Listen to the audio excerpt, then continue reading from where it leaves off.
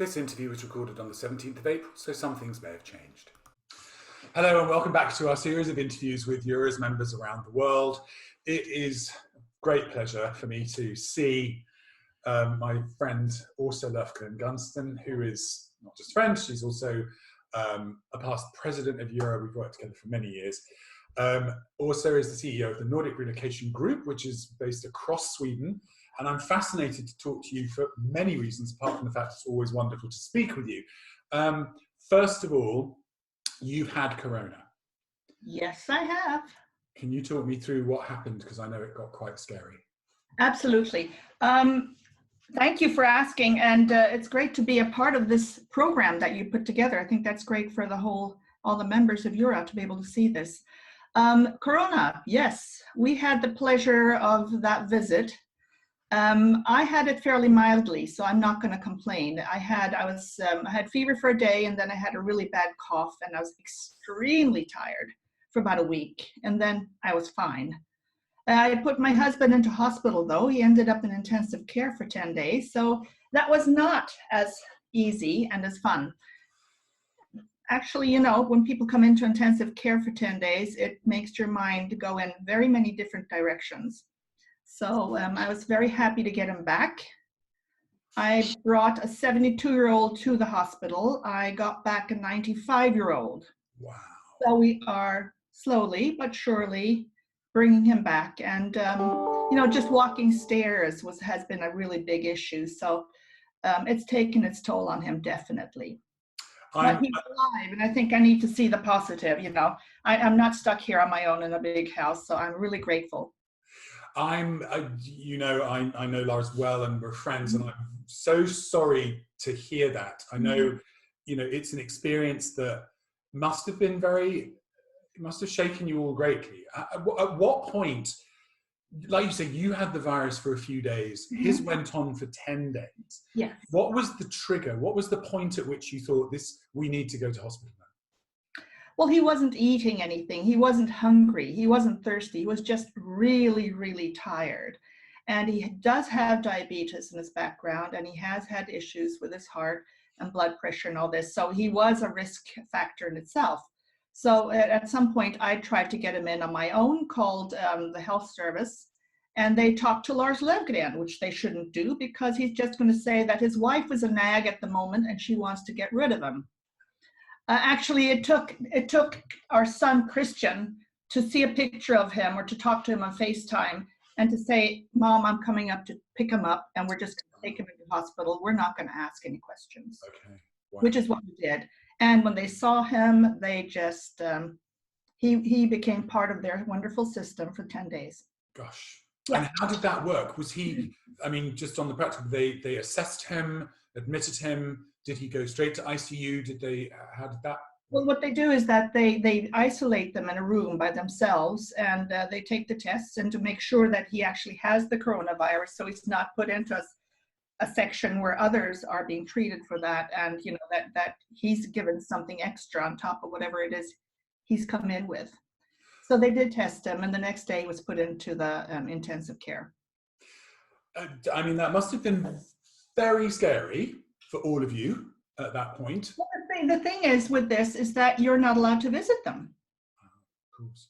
So they're taken care of, and what happens in the hospital and so on, what we could do, we could talk to each other on the phone. And he was really tired for the first 2 days, so I didn't really talk to him. I talked to the doctors. Day 3, he would start using his phone again. So, you know, it's a slow, with this thing, it's a slow recuperation. It takes time. Yeah, absolutely. And that's what you need to know. We're not talking about a week or 2. We're talking about 3, 4, 5 months. Gosh, wow. I mean, how was the communication with the health authorities while he was in the hospital? Was that good? Could you talk to people? Yes. Yeah. But I'm not a stressed and fussy person. Well, you're also a nurse by profession. I am a nurse by trade, and I knew that he was getting the best possible, you know, care. And I think that's the important thing, is to trust. You need to trust. Yeah. And that they're going to do the best possible for your husband. And that's the way we've planned it. That's the way we've always done things. And so I knew he wasn't talking for a day or 2. I thought I'd let them take care of him for 2-3 days, and then I would call, but the doctors did call every other day and just give an update, Great. which is fine, which is Yeah. great. Very, very reassuring and very, very important. And I know, you know, you're a large and very close family. Yes. That must have been very comforting for all of you to have each other to be able to. Well, what was interesting was that we had the whole family called every day, all the family members, and our son in Canada, called every day as well. And normally I'll hear from him maybe every second or third month. Okay. So I told him that I was getting used to this. This was actually something that was very, very positive, and I looked forward to him continuing. Nothing like a bit of emotional blackmail after a crisis. Well done. Yes, absolutely. Whatever it takes. Yeah. So I'm fascinated to ask you. You're the first person that I've spoken to from Sweden in these interviews, and you know, Sweden is a very unusual country right now in the policies that it's taken. Can you talk me through what is different in Sweden compared to other countries? Okay, I think what you'll find is that we have something called the Public Health Agency. And this is a government agency, but it's totally apart from politics and the government. And what they do is basically give advice or issue, care instructions for people. And so they have nothing to do with the government. But what's happened is that the government has listened to them. So whatever rules or instructions that have been given to the Swedish people, it has come via the Public Health Agency.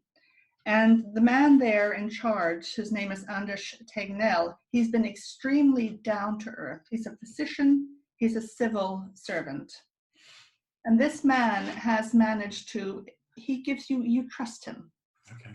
He's not beating about the bush. He's giving you the figures. He's saying how the situation is. He's saying what they are thinking. And I think one of the issues, the differences is that the Swedes, we may complain about our laws and taxes and things like this, but we pay them. We follow the rules. That's the kind of upbringing many of us have. And so when the government or when this agency goes out, we oblige and we follow it. So the thing about keeping distance, working from home and all of this is something we all do. So at our office, for instance, when this was put forward, we all can work from home. We all have portable laptops and our mobile phones and so on. And so I would say that some of the people want to come into the office, but most people are working from home and it's working really, really well. And we have a telecommunication system where we all call in and we can have our weekly meetings or any meetings that are taking place. So instead of traveling, meeting each other every other month, or for me traveling to the different offices, we're doing it now via the telecommunication system, and it's fabulous. We're spending money. Exactly. I mean, but what's interesting to me is I'm about to do some research with Sabine Berlocker on the cultural interpretation of the rules and how they've been accepted from each country. I think what's so interesting to me is in Sweden, it was advisory, yes, but not compulsory. No. That's a huge psychological difference in the way that people will behave. So in terms of, can you still, I mean, is life still functioning? Are shops open? Shops are open, and what's happened here is that the shops, because of the elder generation, because the idea is that anybody past 70 or has issues, heart issues or respiratory problems, should not be out. Everybody should try to self-isolate themselves, but these people specifically need to stay away from people in general. So shops have opened early, between 7 and 8 in the morning. You can have only people, the elderly, are allowed to shop, nobody else. And in the shops, you'll see that they have markers out there saying that you keep your distance. So when you're queuing up to pay, there's a 2-meter line. So you see these long queues, but they're very airy and people are good at telling each other also, you're being a little bit too close now. So, they're telling each other and they're really trying to keep the distance. And because I've had the corona now, I wish I could put a badge on saying immune. Yeah. It's so helpful. you know, when I was talking to Stuart McAllister a couple of weeks ago at one of these interviews, and he said off the call, the same kind of thing, that there is going to have to be like an identification system at some point. So in terms of things like public gatherings, are there restrictions on how many people can get together? Can you still see your families? I think they've said that, you know, they're talking about maximum 50 people for certain gatherings, but they're even telling people don't. Right. Postpone your party, postpone this, you know, don't do that, because you are putting other people at risk. And I think most people here will agree with that, and there's no reason why. And what about things like the parks and general life? I mean, obviously everyone's keeping a distance, but I mean, here, really, the parks are open. But I think restaurants, people aren't using them. Right. People are going to the restaurants. The restaurants are one of these areas where they're really, really suffering because people aren't coming. They're having to let people go. They're closing down. You can see a lot of small companies, little boutiques and things like this. People aren't shopping because they're at home. Yeah. And so, I mean, the positives are that you have less cars on the streets. The air is probably a lot better. But you do have the issues with people who need that income on a daily basis, and it's not coming in, and shops are closing. Restaurants. That was my next question, was what's coming from the Swedish government in terms of support for those kind of businesses? Because I suppose, given that, I mean, for example, in the UK, in France, in Spain, in Italy, where the governments have said, no shops, do not go to work, you've got to stay from home, everything's closed except for pharmacies and grocery stores. Yeah. There had to be some kind of response for those people. But in Sweden, where they've said, it's probably better if you don't open, but is there an obligation on the government to support people who are voluntarily closing their businesses? I think that you have to look at it from one company to another. Okay. And so, but what it is that, for instance, we have 3 offices in Sweden, and one of them I have brought down the work time for the employees there. And it's the office in Gothenburg, because we work a lot with the car industry, and they're basically closed. Right. They don't have, you know, nothing's happening there. Right. So that has affected the orders coming in on the reload side. So what we've done is that we've brought them down, so they're working 60% of the regular day. Stockholm and the office in Malmö are doing really well. So we're not doing anything there yet, because we need to make sure that when we apply for financial aid from the government, which they're very generous in giving, we need to make sure that we can prove the lack of the financial stress that we might be under. And we found that we have a fantastic team at Nordic. I mean, I'm really so I'm so humble at the way that they've taken all this. Everybody's just saying, you know, whatever it takes, so that we're all together again whenever this whole situation is over. We want to make sure that we go back to our jobs. We love the work. We love being a part of this. And so they're willing to go down in working hours and all this. Yeah. And what happens in Sweden is that the government, we will pay them their wages up to the 60%, for instance, in Gothenburg. Then the government will cover up to 90%. So you may be working, they have 4 different levels that you apply for. You can be working, but the whole team has to do it, that whole location. The whole team? Yes, you cannot, we may have 1 or 2 who say, I don't want to be a part of this. That will be a discussion. But what we've told everybody, even I will go down in time. Everybody does this. This we do jointly. So there's nobody who we're going to say special is going to be staying on their 100%, where the rest of us are going on to 90. So we really try to, you know, this is a joint thing. Yeah. To help each other. And what we can do is we can work 80%, 60%, 40%, or even 20. And I think that 20%, that level was brought in last week. And I think that has to do with restaurants and other industries that are really suffering. Yeah, for sure. Yeah. Yeah, that's very interesting. And I mean, how is you have got an amazing team. I know a lot of people on your team. How are they coping? Are they all right? Oh, they're fine. I mean, apart from the fact that their leader has had coronavirus quite bad. Well, you know, Dominic, I mean, this is, compared to so many other countries, we're doing fine. You're doing fine. You have to try to see the positive. You need to look at the glass as half full. Yes, we're in our homes, but my goodness, most of us have really nice homes. And many of us living in houses with lovely gardens. And the sun is shining out there. And we're not isolated where we can't take a walk and enjoy what's happening in nature. And so, I mean, honestly, you need to try to find the good things, right? And we can complain that, you know, the business isn't coming in as we had hoped and all this, but we've had 3 good years financially in the company, and I have put that money away. So we are using that now. Now it's coming back. So I didn't take out any of the gains. I took out a little bit, but basically I've left it there for the development of the company and also for rainy day. And guess what? It's raining. It's raining. It's raining. It's really interesting. Again, I'm fascinated by the cultural implications of all of this because, as you know, I love Sweden. I love the time that we spent in Sweden when we were organizing the Stockholm conference with you. It's a very flat society, hierarchy-wise, right? And I think that's something really key in a society's ability to deal with something like this. Well, it is key, and it's also it's who you are, and it's not your title. It's who you are, and your values, and the way you approach things.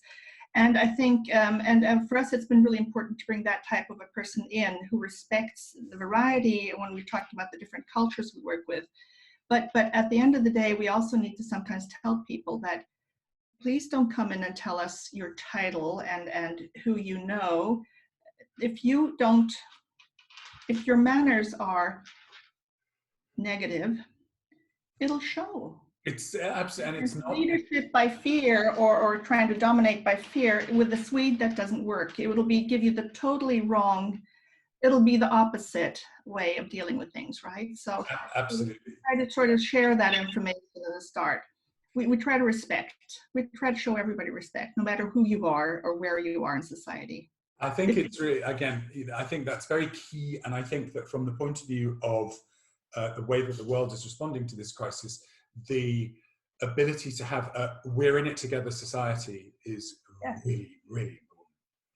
I think this is, this is why I think it's fascinating. I shouldn't say that really, maybe that sounds wrong, but this virus is taking on the rich and mighty and the poor. Okay, the rich might have better assets to get proper care, which is for the poor, I think, awful. But that's where I can say living in a socialist country, as Sweden is, we pay high taxes, but thank goodness when we need the health care, it's there for us. It's true. And that's something that I've always, with all of our colleagues across Scandinavia and Finland, Denmark and Sweden, people always say to me, we don't mind the high tax burden if we can see where our taxes are spent well. Yes. And the way I'll say my ideal is to pay as much tax as possible, because then I might be making money. I must be doing something right. That's very true. And I don't have a problem doing that. So, but I do like to know where the money is going to, and I want to make sure that, it should be going into healthcare. We should have good healthcare. We should have good schools for the kids. That's the future, isn't it? So we really need to make sure that it's there for us. And just my final question, it's been a very tough time. How have you all stayed positive throughout all of this? We laugh, we talk, we laugh, and we tell jokes. Somebody comes in with a Corona joke that's ridiculous or what have you. And, it's sharing. It's having, we sit by, now several of us in Stockholm have had the Corona, or we believe we've had the Corona. I've just ordered testing kits for everybody so that we can test the whole office. And this is part of what we'd like to do for the clients also. So if we have somebody coming in, we can actually make sure that one of us who has had the bug and who's now immune can help them. But basically we eat lunch. Those who are in the office eat lunch together, and we share and we help each other. What we find, which they've always done, so it's not something special, is really, we go through the list of things that are happening. And if somebody needs a little extra, or somebody's not feeling good, or there's an issue in the family, we're there for each other. Yeah. And we try to do that with the clients also. Those who are in Sweden, we will go shopping for them. If somebody is sick or somebody is in isolation, we will ask, is there anything we can do that's maybe not a part of the Relo service. Yeah. What can we do to make your life a little easier? See, there's just so much to that, and I've heard so many people say that to me over the communication that we've had, and I think two things that strike me. First is this communication is keeping us all positive. Being able to talk, knowing that we are all there for each other is huge. And the second part of that, really, I've heard so many people say, we're doing so much work, we've never been busier. We're not invoicing for anything, but we're still doing what it is that the assignees need. And that was summed up so beautifully for me by Beverly Sun in Hong Kong. Said, that's because this industry is built on passion and compassion. It is. And I just thought that's a great way of looking at it. I mean, we need to do something different because, I mean, now when we're trying to keep distance to others, we're doing Skype, we're doing a lot more Skype viewings and things like this. We're telling them how to manage some of the things where we'd normally follow them and hold their hand. Now we're giving them information. We're saying that we're on the phone, we're there with you, but you're going to want, they're not agreeing to, banks don't want a lot of people in there at the same time. And so they're putting them in one by one through you book timing and all this. So, but we will try to find new ways of doing it. And we need to be a little bit more creative, I think, and listen. But if there was an industry, and I've said this for years, that was not adaptive and innovative, it's this one. So it is. It is.